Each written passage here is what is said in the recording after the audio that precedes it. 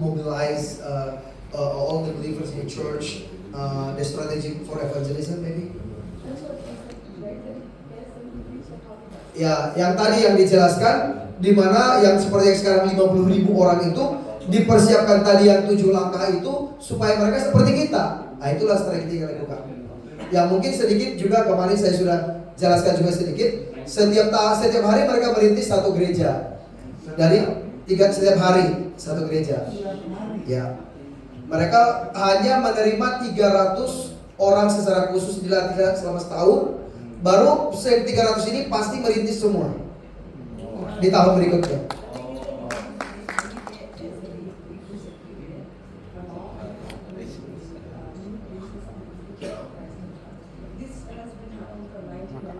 Sejak tahun 1992, Pastor Akbuta dan Ibu, mereka selalu pergi ke desa yang berbeda setiap hari untuk memberitakan Injil. Nah, habis itu nanti akan dia kirim orang yang sudah dilatih tadi untuk merintis gereja di situ. Ini sebentar ya, ini kan nggak dari kamu nggak tahu loh, tapi jangan di-broadcast gini. Menurut para pendeta di sana, India, kalau beliau ini buka gereja dimanapun, monyet pun ditaruh di gembalanya pasti bisa di gereja. Itu orang India yang ngomong, ya bukan saya.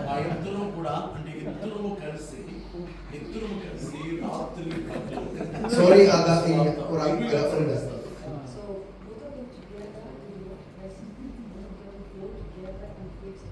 Jadi mereka berdua ini nggak pernah istirahat. Setiap hari pasti mereka pergi ke desa-desa yang berbeda untuk memberitakan firman. Wow.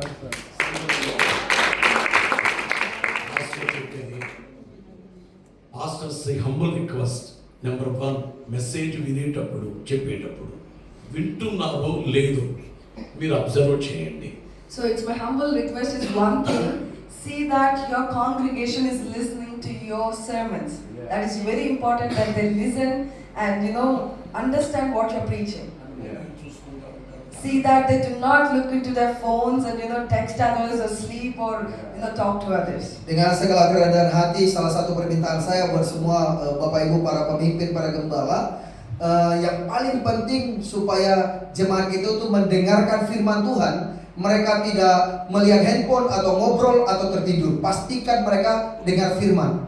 రెండోది మనం ఆశించట్లేదని మనకు దేవుని యొక్క పని కొరకు డెడికేట్ చేస్తున్నాం. వాళ్ళకి అర్థం కాదు. And second thing, they should understand that we are not seeking anything from them. No money. We're not seeking any money from them, but their dedication towards Christ. They should be understanding that. The church should understand. Yang kedua, gereja itu juga harus mengerti, atau jemaat itu mengerti, orang kita lain itu mengerti bahwa kita tidak mencari uang mereka, tetapi kita memberitakan firman Kristus kepada mereka. Mereka harus paham itu. మూడోది ఏంటంటే బైబిల్లో మర్మమైనటువంటి సందేశాలు ఖచ్చితంగా తెలియజేయాలి, సంఘానికి సంపూర్ణంగా ఉంటాయి. So third thing is that we have to preach from the Bible the mysteries. Those are very important so that they can be strengthened in the Word of God and prepared. Yang ketiga adalah yang juga sangat penting, sampaikanlah misteri atau rahasia dari firman Tuhan. Itulah yang membantu untuk menguatkan mereka setiap hari. లాస్ట్గా నేను తెలియజేసేది ఏంటంటే, ఎక్కడైనా ఒక new area కొత్త ఆ యొక్క గాస్పల్ ప్రకటించడానికి వెళ్ళినప్పుడు అక్కడ చేసేటువంటి నేను అవలంబించేటువంటి బోధ ఏం చెప్తానంటే, So when I go to some place, a new place where they do not know about Christ, what I preach in the midst of them is, దేవుడు ఫస్ట్ క్వశ్చన్ దేవుడు ఉన్నారా అని క్వశ్చన్ చేస్తాను. So I ask them first questions like, do you believe that God exists?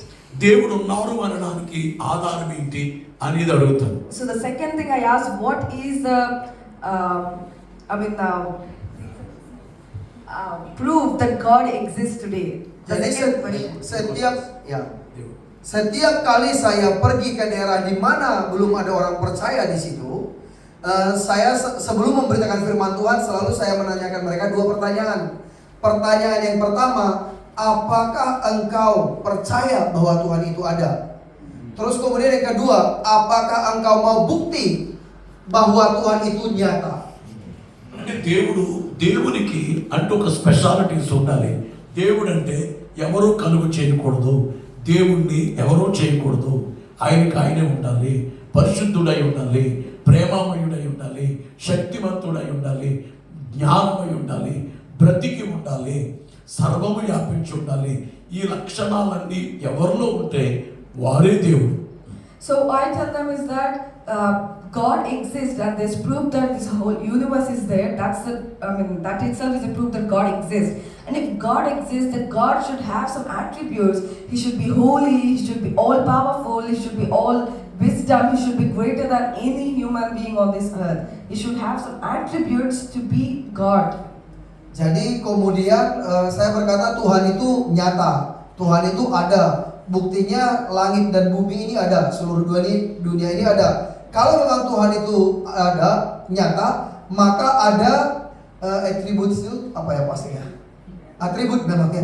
Nah, itu atributnya Tuhan itu apa? Seperti kekudusan, yaitu seperti kualitasnya itu ada kekudusan, kuasa. Nah, itu adalah kualitas atau atributnya Tuhan.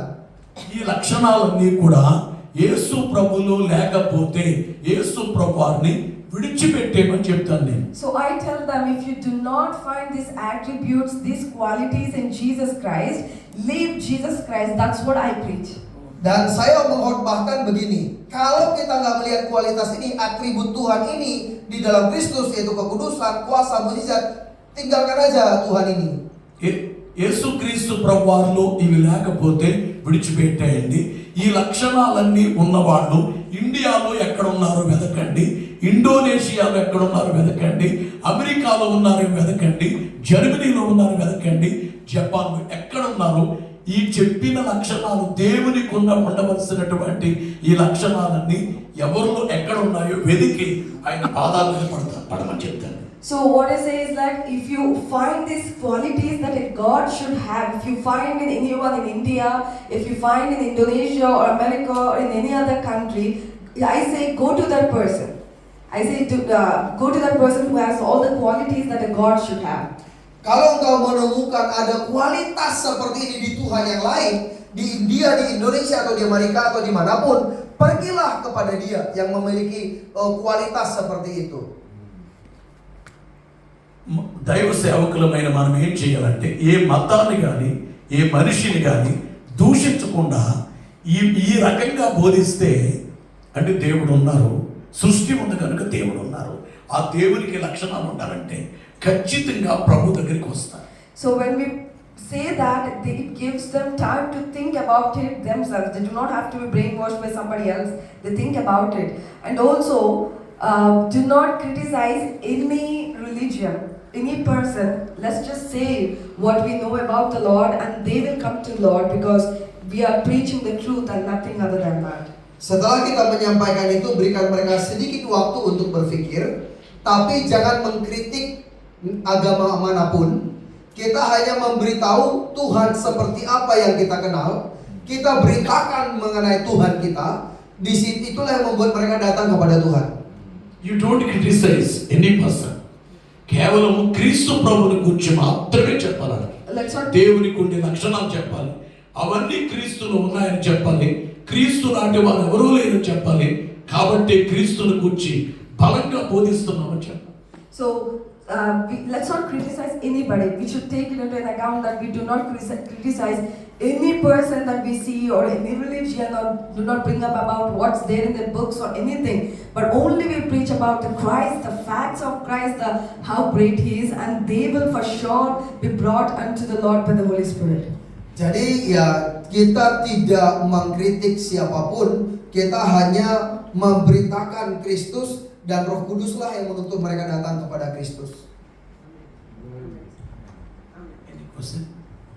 Udah, Pastor? Iya, jadi yang saya tangkap adalah pertama metodenya tadi udah disampaikan, ada metodenya yang bagus sekali. Ya. Dan yang kedua pengembangan penginjilannya lebih banyak pakai strategi perintisan jemaat kalau yang saya tangkap. The strategy of evangelism is expand the church, planting the churches. Dengan melatih 300 orang yang dilatih untuk merintis gereja ya. Now there are totally 200 churches. Now 200 churches. Now I desire 1,000 churches. He desires to build 1,000 churches in the ministry. Now there are 200 churches. Oke, jadi sekarang dari yang tadi itu operasi 300 itu ternyata yang udah jadi baru 200. Tapi yang di prepare sekarang 200 gereja ya. Ribuan gereja di prepare. Makanya tadi ini dia bilang sekarang yang disiapin yang 50.000 itu kan. Yang kemarin yang tadi sekitar 300 itu dari asistennya dia. Tapi ternyata ada yang baru sekarang mereka buat. Oh ya, satu lagi tadi dikatakan gini, perintisan gereja itu terjadi ketika mereka itu dengar, mereka minta buka dong di tempat kami, gitu. మేమే సేవకులకి మేము బైబిల్ కాలేజీలు ట్రైనింగ్ ఇచ్చి వాళ్ళు తీసుకెళ్ళి ఓ ప్లేసులో మీటింగ్ పెట్టి వాళ్ళు అక్కడ పరిచయం చేసి వాళ్ళు ప్రస్తుతం నిలబడటానికి కలిగినటువంటి సహాయం చేసి ఒక సైట్ చర్చ్ కొరకు సైట్ కొని ఇచ్చి ఆ విధంగా 200 places pastors and So we prepare the pastors to be, we give them training in the Bible college and train them and take them to a place and keep a crusade and introduce this servant of God to be pastor over them and provide to them until they can provide for themselves. Until the Lord blesses the church, we provide unto them and we give the congregation to them to lead. Wow. And also my dad buys the land and builds a church and gives it to them. Jadi yang kami lakukan adalah di mana kami mempersiapkan mereka di sekolah Alkitab. What I heard is 1 year, isn't it? To prepare them.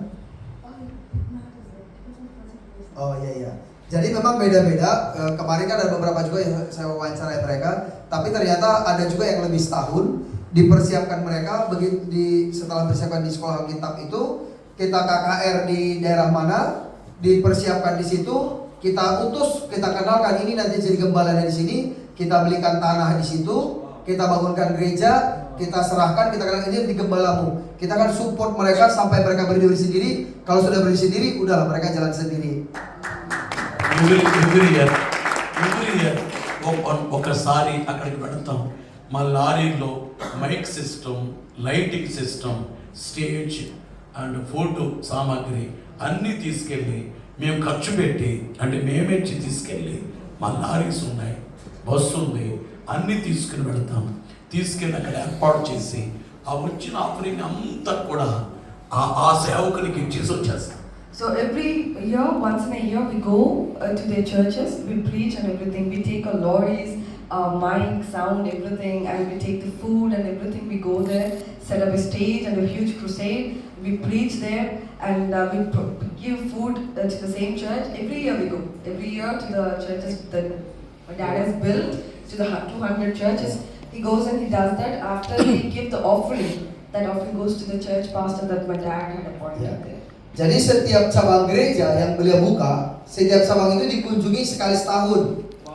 Nah, sekali setahun kunjungin, bawa sound system, bawa mobil, bawa makanan buat KKR di situ, dan seberapa pun nanti persembahan yang dapat itu diberikan pada gereja lokal itu. Nah, itu kemudian itu dilakukan tiap cabang itu dilakukan tiap tahun. Itu artinya dilakukan tiap hari kan? Karena ya saat ini yang udah jadi 200. Dan semua persembahan itu akan diberikan ke gembala lokal itu. We give the offering to the pastors to run his own church and we come back empty-handed. We just take that they have spent and we don't take anything. Jadi kami datang di situ, menguatkan jemaat di situ, menguatkan pendeta itu. Berapapun persembahan yang dapat di situ semua diberikan kepada pendeta lokal itu. Dengan tangan kosong kami pulang lagi ke tempat kami.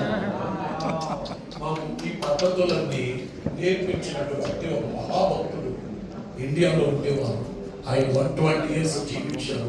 డబ్బు ముట్టుకోలేదు, శరీరం కోటతో